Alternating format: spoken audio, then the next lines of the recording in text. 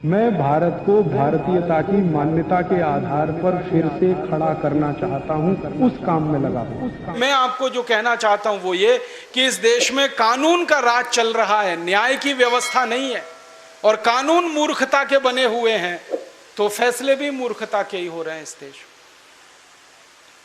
में। एक और उदाहरण देता हूं कानून और न्याय का।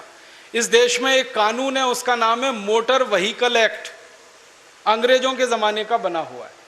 इस कानून में व्यवस्था क्या है, अगर आप किसी व्यक्ति को गाड़ी के नीचे कुचलकर मार डालो तो यह गैर इरादतन हत्या का मामला बनता है और इसमें 2 या 3 साल की ज्यादा से ज्यादा सजा होती है। और गाड़ी से उतरकर उसी आदमी को मार डालो तो इरादतन हत्या का आरोप लगता है और सजा 14 साल की होती है और फांसी लग जाती है।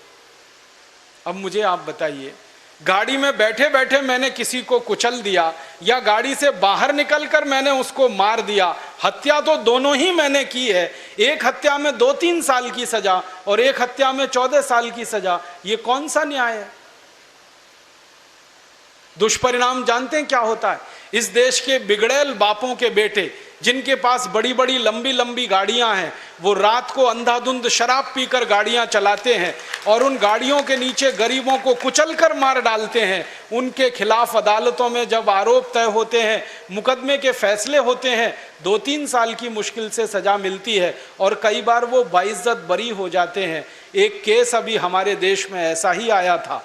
एक बिगड़ैल बाप का बेटा, उसका नाम है संजीव नंदा, उसने दिल्ली की सड़कों पर फुटपाथ पर सोते हुए मजदूरों पर गाड़ी चढ़ाई थी। एक झटके में 8 लोगों को मार दिया था। अदालत ने उसको छोड़ दिया था। Motor vehicle act.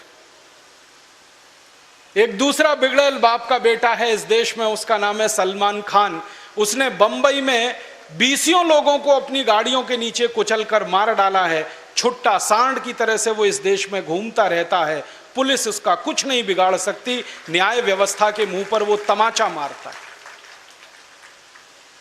कारण क्या? Motor vehicle act. जब इस कानून का इतिहास जानने की मैंने कोशिश की तो पता चला अंग्रेजों ने यह कानून बनाया था अपने लिए, क्योंकि अंग्रेज मोटरें चलाया करते थे, गाड़ियां उन्हीं के पास हुआ करती थी और अक्सर उनकी मोटर के नीचे आके भारतवासी कुचलकर मर जाया करते थे। तो किसी अंग्रेज को फांसी ना लगे उसके लिए इस कानून में व्यवस्था ऐसी की गई थी। वो अंग्रेजों के ज़माने की व्यवस्था आज भी चल रही है और काले अंग्रेजों के लिए फल और फूल रही है और हम भारतवासियों की छाती पर मूंग दल गए। ऐसी देश की व्यवस्था है। इसलिए मैं कहता हूं, देश आजाद हुआ कहां, स्वतंत्रता आई कहां?